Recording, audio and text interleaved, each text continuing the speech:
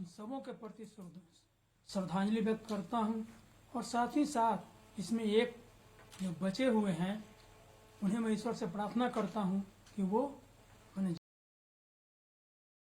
जल्द से जल्द वो स्वस्थ लाभ उन्हें उठा सके।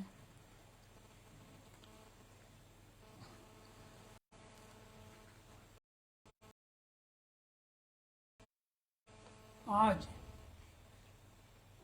कुछ यहाँ पर नई व्यवस्था जो किया जा रहा है उसके लिए मैं आप सबों को अवगत करा रहा हूँ। एक तो प्रोटोकॉल जो आज काफ़ी मात्रा में हमारे साथ, मैं अभी अपनी बात कर रहा हूँ, बाकी तो और कहें जो काफ़ी संख्या में जहाँ भी कहीं भी टूर पर जा रहा हूँ तो वहाँ के जो डीएम एसपी ये अपनी स्टाफ को, चाहे एसडीओ को या उन्हें बीडीओ, माने कई बड़ी संख्या में लोग साथ में चलते हैं।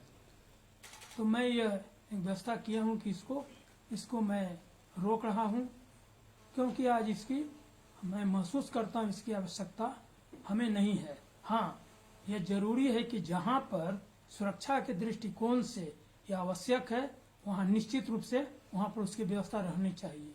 क्योंकि अभी मैं मणिपुर में कुछ दिन एडिशनल चार्ज में मैं गया था, वहाँ की स्थिति थोड़ा दूसरे ढंग का है। वहाँ देखा वहाँ जरूरी था, और वहाँ देखा कि आगे पीछे ब्लैक कमांडो वो सब मैंने चल रहे थे, वहाँ ज़रूरत है। आज प्रधानमंत्री, आज वहाँ उनके लिए बहुत सुरक्षा की ज़रूरत है। तो उस प्रकार जहाँ जहाँ ज़रूरत है वो एक रहना चाहिए, मगर जहाँ पर न ज़रूरत है वहाँ पर कोई इसकी आवश्यकता नहीं है। उसकी कई माने उसकी कई नुकसान उसके वजह से है। एक तो है कि इतनी बड़ी काफिला चलने से उतना अननेसरी पेट्रोल बर्बाद होता है, साथ ही साथ प्रदूषण भी काफ़ी फैलता है, उतनी गाड़ियाँ चल रही है।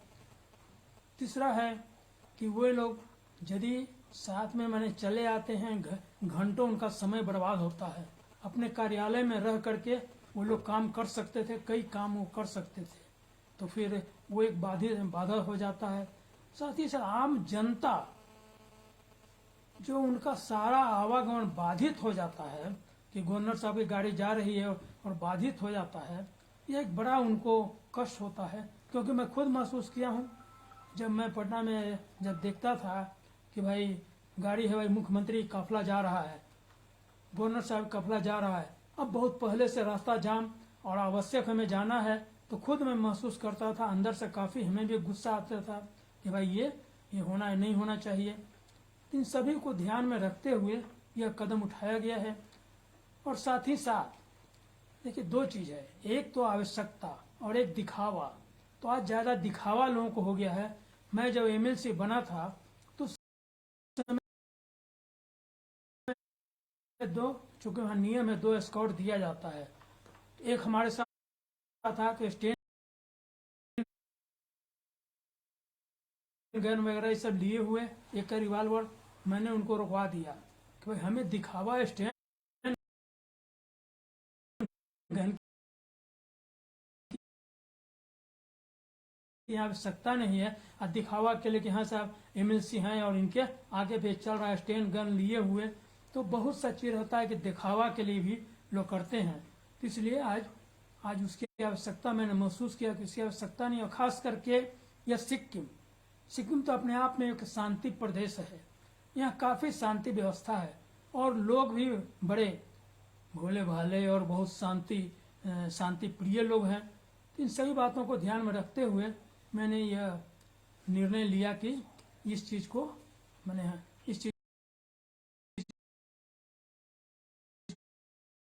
हम रोकते हैं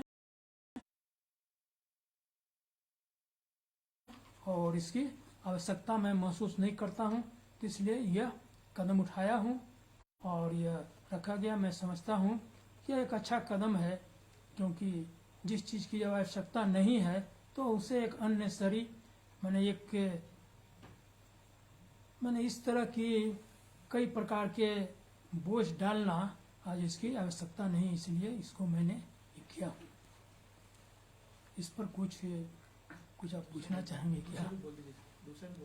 दूसरा भी बोल ही दे पहले। पूरा समाप्त करने के बाद फिर हम और एक दूसरा ये रखे हैं राजभवन में आम, चूंकि राजभवन जो है एक ठीक है, राजभवन है, लेकिन इसमें भी आम जनता का अधिकार है। और साथ ही साथ यह जो है प्रदेश एक पर्यटक के रूप में यह माना जाता है कि यह जो है सो एक पर्यटन के दृष्टिकोण से इसका बहुत भारी महत्व है और आर्थिक दृष्टिकोण से इसका महत्व है। साथ ही साथ कई लोगों को रोजगार के दृष्टिकोण से इसका काफी महत्व है। तो इन सभी को ध्यान में रखते हुए यह एक विचार आया कि राजभवन भी एक उसी में किसे भी सम्मिलित कर दिया जाए और एक आम जनता के लिए कुछ समय यह रहे कि भाई खोल दिया जाता है, ताकि पर्यटक लोग वो भी इसका मैंने समझिए कि एक राजभवन को देख करके एक इसका भी लाभ उठावें, क्योंकि इसमें कई चीजें हैं। एक तो राजभवन बहुत पहले मैंने देश ये जो भारत के साथ सम्मिलित हुआ उसके पहले का बना हुआ राजभवन है, तो भी काफी एक अपने आप में काफी सुंदर एक बना हुआ दृश्य है, उसे भी काफी लोग देखना चाहते हैं। जैसे आज है ना कि आज लोग जाते हैं कि भाई यहाँ जो राजा थे उनका कौन भाई महल कहाँ है, तो वहाँ भी लोग देखने जाते हैं। इस प्रकार एक ये, और दूसरा कि यहाँ पर अभी जाकर खुद मैं गया था जयपुर में जाकर के, और 2 स्टैचू, एक नेताजी सुभाष चंद्र बोस और दूसरा सरदार वल्लभ भाई पटेल, दोनों का स्टैचू यहाँ लगा दिया गया है। और साथ ही साथ जैसे कि वहाँ एमजी रोड में वो 104 फीट लंबा जो झंडा काफी प्रयास के बाद वो लग चुका है, तो यहाँ भी हमने 60 फीट ऊंचा एक राष्ट्रीय झंडा जो हमेशा फहरता रहता है, और उसका जो बड़ा अच्छा से उसका मैंने किया है, उसका चारों ओर से घेराबंदी सब जो किए, देखने में काफी अच्छा लगता है। तो ये सब 2-4 चीज जो और जुड़ रहा है। साथ ही साथ प्रयास कर रहे हैं कि इसमें और बागवानी और अच्छे ढंग से किया जाए। साथ ही यह भी प्रयास कर रहा हूँ यहाँ पर जैविक खेती में कुछ और काफी जगह है, उसे भी किया जाए। तो कई चीज उस प्रकार का, साथ ही साथ मेडिसिन प्लांट उसका भी यहाँ पर खेती किया जाए। तो इन सबों को देखने के लिए भी लोग काफी बड़ी संख्या में आए, बाहर के भी लोग आए, वो भी इसका देखें। तो साथ साथ उस जो पर्यटक के और पर्यटन लोगों के लिए जो स्थान जो है देखने के लिए लोग माने उसको देखना चाहते हैं, तो उसी में यह भी एक जुड़ जाएगा। तो अभी एक निर्णय लिए हैं इस तरह की एक व्यवस्था हो जाए, ताकि यहाँ भी राजभवन भी लोग माने घूमने पाए। और इसके लिए टाइम निश्चित कर रहा हूँ कि इस टाइम से इस टाइम तक खुला रहेगा और लोग राजभवन माने देखने आएंगे। तो इन सब दृष्टिकोण से यह दोनों कदम उठाया गया। एक तो अननेसरी माने हर चीज का समय की बर्बादी, पेट्रोल की बर्बादी, ये प्रदूषण फैलना, साथ साथ आम जनता की कठिनाई, उनका आवागमन बाधित होना, इन सभी को दृष्टिकोण में ध्यान रखते हुए और ये सोचते हुए कि इसकी आवश्यकता नहीं है, तो उसका भी एक यह निर्णय लिया कि उसकी आवश्यकता नहीं है। और उसी तरह यह जो पर्यटन को बढ़ावा देने के लिए इस कार्य को लिया कि राजभवन को भी लोगों के लिए खोला जाए और लोग देख सकें। तो एक कदम सर आपने बताया कि सर ये लोगों के लिए अब खुल रहा है सर, ये सर कब से खोल रहे हैं सर, और सुरक्षा के दृष्टिकोण को कैसे देखते हैं सर आप? क्योंकि ये ऐतिहासिक फैसला है सर। एक तो नहीं ऐतिहासिक है, लेकिन अब है कि कुछ तो यहाँ पर जो हैं जो प्रहरी हैं वो थोड़ा बहुत ध्यान रखेंगे ही, और बाकी जो रहेगा व्यवस्था वैसे ऐसे आम जनता से अपने आप को कब तक छिपा के रखें, ये करें, थोड़ा अच्छा लगता नहीं है। एक काम ये किया जाए। इसमें जब कोई भी आना चाहे सर, टूरिस्ट हो या लोकल हो सर, अगर यहाँ परिसर में आना चाहे तो सर उनको कोई फॉर्मेलिटीज होगी सर? नहीं, हाँ वो तो रहेगा ही, और कुछ क्षेत्र बने रहेगा, उसको घेर दिया जाएगा, इधर ना आवे। जैसे ये जो भवन है तो इस भवन के अंदर ना आए, उसके अलावा बाकी जो और कैंपस है या पुराना जो हमारा राजभवन है उसको देखने का वो सब खुला रहेगा, और जो स्टैचू वगैरह जितना वो सब देखने का वो सब खुला रहेगा। तो सर इसमें क्या खासियत है राजभवन की, जो लोग आए, पर्यटक हो, वो घरेलू पर्यटक हो या तो विदेशी पर्यटक हो, वो आकर्षित कर पाने का क्या आधार है? देखिए, एक तो रहता है कि राजभवन। और ये चीज कहा गया कि भाई बहुत पुराना उस समय का बना हुआ है, जब यहाँ पर राजा का राज्य था उस समय का बना हुआ है। जैसे अब क्या खैसियत रह गया, आज राजभवन जो राजा का जो भवन जो है, अब क्या खैसियत है। लेकिन एक है कि प्राचीन हमारा धरोहर है, उसको लोग देखने जाते हैं। तो ऐसे ही राजभवन का है ये। और साथ ही साथ दो स्टैचू लगा है, झंडा लगा है। तो कई चीजें ऐसा है, कई चीज का और व्यवस्थित कर रहे हैं कि और इसको और सुसज्जित करेंगे। कई ने तरह तरह के फ्लावर यहाँ लगाने का कहा, मेडिसिन प्लांट लगाने का, वो सब कर रहे हैं। तो इसके भी देखने के लोग आएंगे भाई।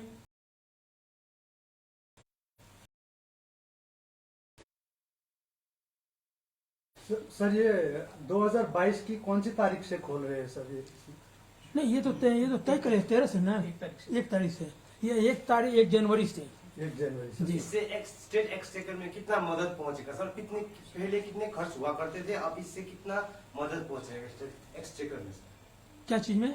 स्टेट फंड में कितना हेल्प होगा, कितना बचत हो पाएगा सर? एंट्री फी अब देख लेते हैं, मैंने प्रयास तो है। अब जो बचत होगा, अब उसका कोई ये मैंने काउंट तो किए नहीं है, मगर इतना है कि बचत तो होगा ही, जितना बचत हो। इसमें सिर्फ कोई एंट्री फीस एंट्री फी वगैरह है सर इसमें? जी एंट्री फी वगैरह सर? प्रवेश शुल्क लगेगा सर? अभी कोई डिसीजन नहीं नहीं, अभी कोई शुल्क का कोई किए नहीं है। देखा जो भी जाएगा, आना चाहेंगे। देखा जाएगा। कोई लाभ वैसा रहेगा तो देखा जाएगा। जो अभी जो एक वहाँ जो एक ये बेन पाकोंग में वहाँ जो एक गोद लिया हूँ पंचायत को, तो वहाँ एक बहुत अच्छा पार्क बनाया जा रहा है। बहुत बड़ा पार्क बन रहा है, उसमें कई काम हो गए हैं। और उस पार्क को इस व्यवस्थित से उसको ढंग में रख रहे हैं कि ताकि टूरिस्ट लोग वहाँ जाएं और गांव के लोग वहाँ पर अपने सामान को वहाँ बेचे। सारी चीजें हो रही है। और आज तय किया हूँ कि इस पार्क का नाम है जो यह अमृत महोत्सव ग्रीन पार्क, उसका नाम रखा जाएगा। सर ये जो यहाँ का जो धरोहर है, इसके अतिरिक्त भी यहाँ कई जैव विविधताओं नहीं, यहाँ पर है एक और चिल्ड्रन पार्क है जो बच्चों के लिए, लेकिन नीचे में चिल्ड्रन पार्क है, वो भी खुला रहेगा। उसको भी देखेंगे, उसको भी ढंग से मैंने किया जा रहा है।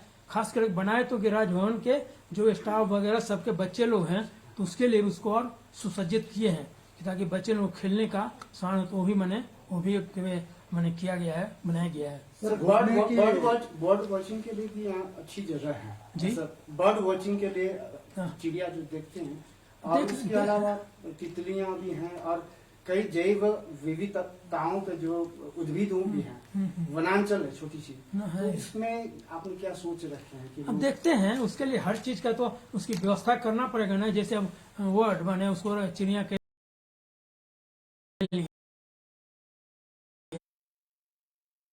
तो उसके लिए तो व्यवस्था करना पड़ेगा।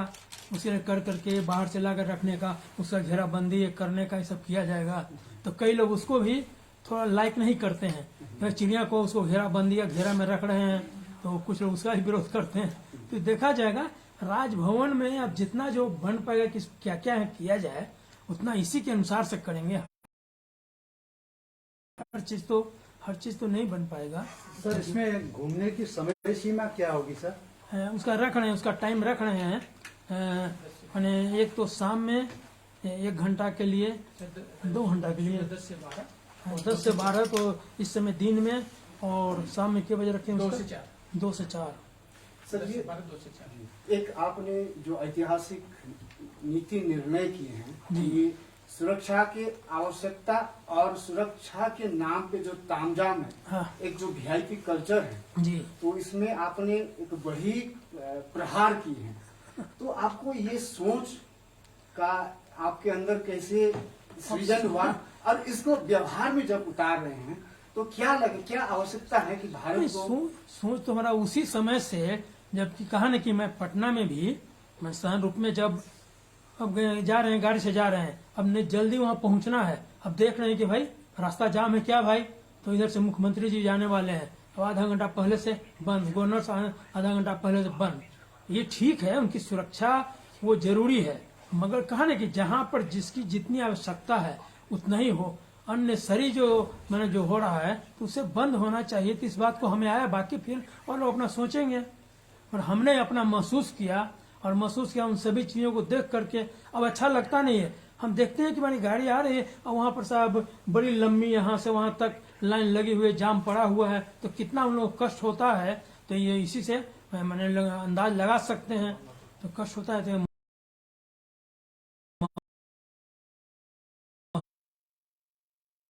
महसूस हमने किया कि नहीं भाई, जब उनको कष्ट हो इसका मतलब हमको भी कष्ट हो रहा है। सर सिर्फ सिक्किम में ही सर आप